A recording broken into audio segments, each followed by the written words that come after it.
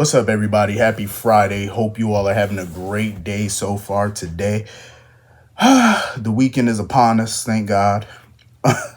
Been a long week. Um, Getting into this episode, GH, Drew really gets on my nerves. I have no use for him at all. At all. He know damn well he deserved that ass whooping, so I don't know why he trying to act like he didn't, because you did. I don't know why he's so surprised that Carly is on Jason's side. I mean, what else is new? Like, why are you surprised by these things? Because she knows Jason, and she know Jason wouldn't just beat his ass for no reason. Like, he had a reason to put paws on you, you know. Um, so for him, oh, you're still defending Jason. Duh. What do you think? You deserved it. And for him to go to Rick to try to, maintain this, situation or whatever, at this point, I really don't see what's the point in keeping this whole Willow Drew thing a secret. Like, what is the point? A lot of people already know, at least they know about the kiss. A good amount of people in that town know about the kiss so far. I mean, hell, a whole bar full of people already know that he paid off. So, the only thing a lot of them don't know about is them having sex. And if I was Michael, I swear to God, if I was Michael, I would have put that whole video on blast. I would have. Oh, trust, I would have been a little vindictive ass. Everybody in that town would have seen that video. Like, I'm just saying. But you gotta be careful though, because you know what they say about, revenge porn and all that type of stuff. So you gotta be a little careful about it. But I probably wouldn't have showed the video, but I would have put their ass on blast, in public. Definitely. Y'all remember when years ago Liz was messing around with Nicholas when her and Lucky got engaged and stuff like that, and she was having an affair with Nicholas? Y'all remember when that whole thing came out and Lulu chewed Liz's ass up at the hospital in front of everybody? I feel like they need to recreate that in a way. I mean, you could never recreate that scene because that scene was just, it was amazing in itself. That's when Julie Marie Berman was playing the scene, playing the Lulu. I could see Jocelyn doing that to Willow. I could see Jocelyn, because Jocelyn has that personality. Like, she would put your ass on blast, even though I don't like Jocelyn like that. But she's made for stuff like that. And I feel like the writers would be foolish not to have her confront Willow publicly. That would be such a missed opportunity. With the way Jocelyn is like her mama, I think they should have her do that. I'm just saying, put Willow ass on blast in public, maybe in Rice Plaza. You know what I'm saying? Because Rice Plaza, that's, during the holiday season, they get a big group of people there shopping and stuff like that. Now, if she see Willow in public, oh, put her on Front Street in front of a whole town that's out shopping for Christmas. Hopefully it'd be before Christmas, because I ain't got that kind of time to be sitting out here waiting no month. No. I'm just saying. But yeah, it's time for everybody to find out about this at this point, because a lot of people already know. So you might as well put the rest of it out there and let the whole thing be known, instead of playing this little secrecy game where I tell a couple people and yada yada yada. It's just, you might as well rip the band-aid off, tell everybody, let the whole world know it. Rick was just giddy. Like, Rick was hoping Drew would press charges on Jason. But of course, he want Jason to keep quiet about it. In exchange, he won't press charges. And come on now. We know Jason. Jason ain't signing no paperwork. It ain't gonna happen. And I knew he wasn't gonna sign that. He was like, and he told Rick, I ain't signing that, but I'm not gonna say nothing either. Rick is such a little ass. Like, this man really tried to antagonize Jason to punch him. Now, he know good and well Jason ain't gonna just hit him. He know that. Jason is smarter than that. He know Jason not just gonna go off and beat his ass like that, because he know what Rick is trying to do. Trying to goad him into hitting him so he can press charges, because if Drew won't, Rick will. We know Rick. Rick would not hesitate pressing charges. Rick is funny, though, because he was like, I know you want to hit me. Jason was like, shit, who doesn't want to hit your ass? Like, Rick is funny. All that flinching and stuff. I'm like, yo, what is you doing, Rick? I love it, though. Rick is a breath of fresh air to have back on the show. I swear, he is funny as hell. Moving on from that. Well, before I move on from that, I'm not surprised that Carly jumped into action, when she found out about Jason's, hands and stuff from Christina, little snitch behind. I'm not surprised that she wanted to clean up the mess and handle it. But I'm glad Jason kept his mouth shut to her, because at the end of the day, this is Michael's situation. If Michael wanted Carly to know, Michael will tell Carly. And I'm glad that Jason wasn't going to be the one to tell her. And I know that burns her up that Jason won't tell her what's going on. Because, Carly cannot stand being in the dark about things. She hates it. She loves being the no. So her not knowing, it chews her up. You know what I'm saying? It just eats at her to not know. Um, but yeah, moving on from that,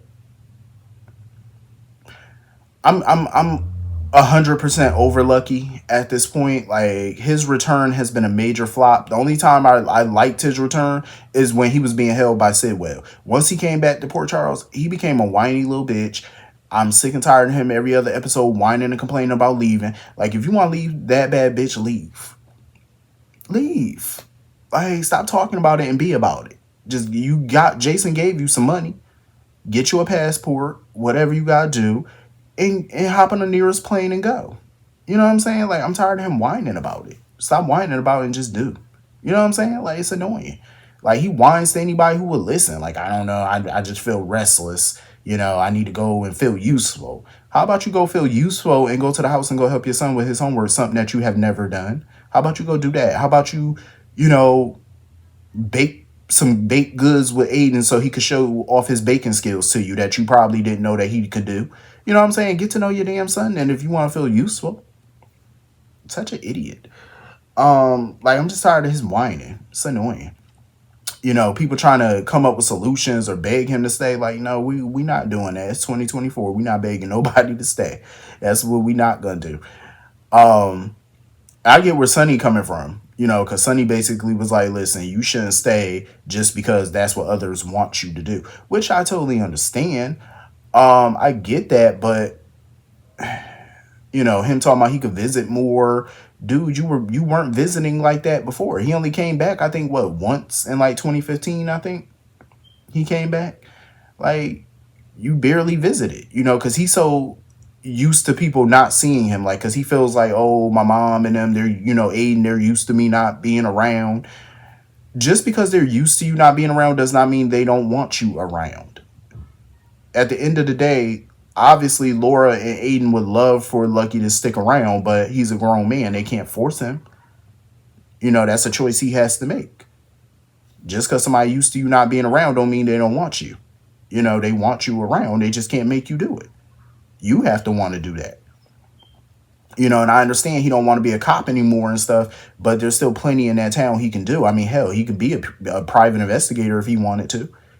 Hell, pick up a new skill set. Being a cop ain't the only skill set that you have. You can learn new skills and do something different. Like, I feel like he's coming up with a million excuses not to stick around. It's like, you're a grown man. You've been leaving town before. Why not leave now? But you keep coming up with all these excuses for. It's annoying. And then had the nerve when Sonny offered to get him a job or whatever. Oh, it got to be legit. Why would Sonny have you in his illegitimate business? Like, why would he have you in his illegal affairs?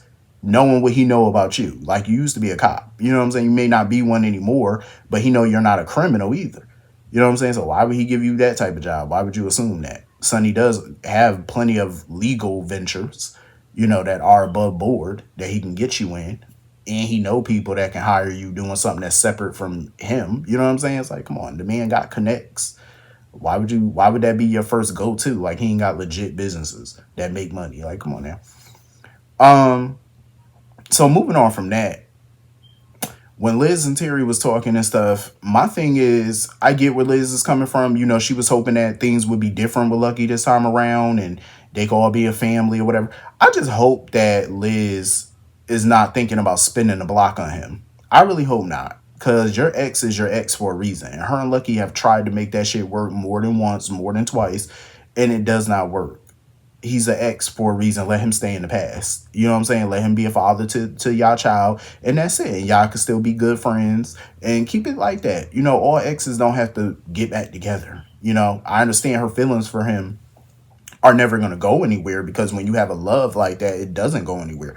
But That doesn't mean that, that's your destiny, that's your future. But I love how Liz be reading him though. It'd be funny as hell because Liz know him like a book. And what she said to Terry was so true. When shit gets real, Lucky has to cut and run. Because he can't deal with real. He can't deal with things being thrown in his face. Like when people try to throw the truth in his face, he don't want to hear it. He don't like to hear the truth about himself. When situations start to get real, he cut and run. And I'm glad Liz is putting her foot down with that. Because she let it be known, like, listen, she just going to go to him and let him know, I'm not going to be put in limbo anymore. My son not going to be put in limbo no more. If you're not sticking around, then you just need to go. Because she's not about to keep allowing him to be in and out, in and out, in and out of their lives. And I don't blame her for that. Like, y'all grown. You know what I'm saying? Y'all too grown for this. For this back and forth. If you can't make that commitment to stick around and be there for your son, then you need to bounce and make it permanent. You know what I'm saying? Like he definitely does. You need to leave and keep on going. Um, I don't even know why she be talking to Terry about this stuff because I just feel like she's so biased about things. It's like because she don't know Lucky like that, like she don't know him, but yet she be saying like, "Oh, I think." How you gonna think when you ain't never met him before? Because I don't even think she met him.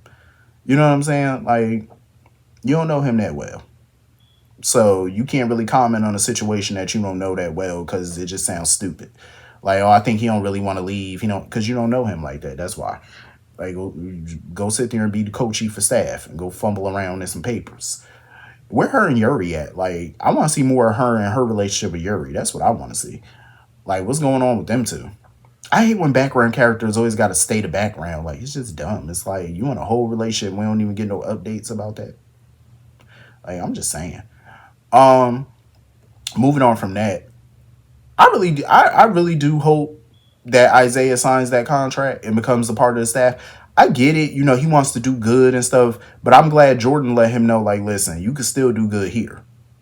Because that's what they got Doctors Without Borders for. They go to underprivileged neighborhoods and countries and they help people. That's what they do. But you can still do good in the US, in the OR and stuff, trying to help people live and all that. You're still doing good here. But I get where he coming from, but I still hope he signed that contract. Why waste yourself in another country when you got Jordan right here? Like, come on, you're not going nowhere. And he know damn well he not going nowhere, so you might as well get rooted, find yourself a new place, because you are definitely staying, Mr. Isaiah. We ain't got time for all this. I don't know if I'm staying business. Yes, you are. You got a good woman in front of you. You're staying. And I don't want to hear no more about it. Um, I'm just saying. So anyway, Felicia worked my nerve. She really do. Like she irked my soul with trying to push Holly and Robert together with this narrative, like, oh, maybe they can finally have their, happily ever after and all that. I'm like, Felicia, go on with that. Okay, Robert is too old to still be dealing with Holly and her mess. And I agree with Anna, because that's all Robert gonna do is keep cleaning up Holly messes. I definitely feel like Robert should have stayed in town. You know what I'm saying? To at least, make some attempts to get to know Sasha, even though I agree with Sasha the other day when she was saying that she was kind of glad Robert left a little bit because that way she could process what it would be like to have a father. I get her on that one, but still, I mean, you can still process it with him still being in the town. Robert even told her, like, whenever you're ready to reach out, I'll be here. You know what I'm saying? But him leaving town for an undisclosed amount of time is not good. Like, sir, when are you coming back? Talking about he taking a leave of absence from work. Leave of absence, my ass. When is your return date? We ain't got time for this. 80 years old, running around cleaning up Holly little mess. We ain't, no. He too old for that. In the words of Danny Glover, he too old for this shit. Like, you are not gonna be running around cleaning up, running and jumping. No. That lady gonna have him blown up somewhere. Fucking around with Holly, I'm telling you, Robert gonna be in for it. I'm telling you. Like, sir, you are 79 years old. Stop playing. What is he, 78, 79? Somewhere around there. Either way, he up there.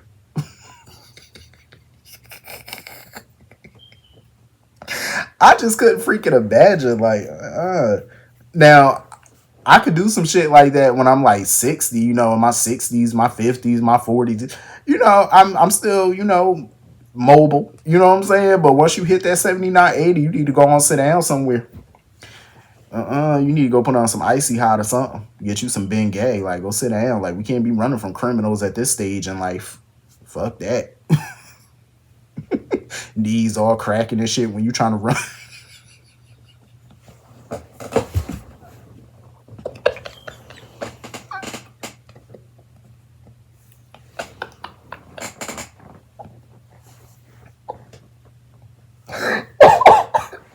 Oh god.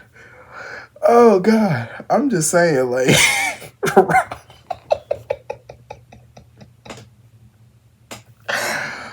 oh shit. I'm sorry, but damn. Mm-mm. Nope, we are not doing this. I would have left Holly right there and let her just go. Cause nope, I'm too old for this. Listen, at 1 and 2 o'clock in the afternoon, I like to take naps. I ain't got time for all that running, trying to evade criminals. Nah, bump that. So I get where Anna coming from on that note. You need to bring his little ass right on back here. Anyway, that was pretty much the whole episode. Hit the comment section. Let me know what you all thought, and I will see you all later. Have a great night. Have a great weekend. See you all later. Peace.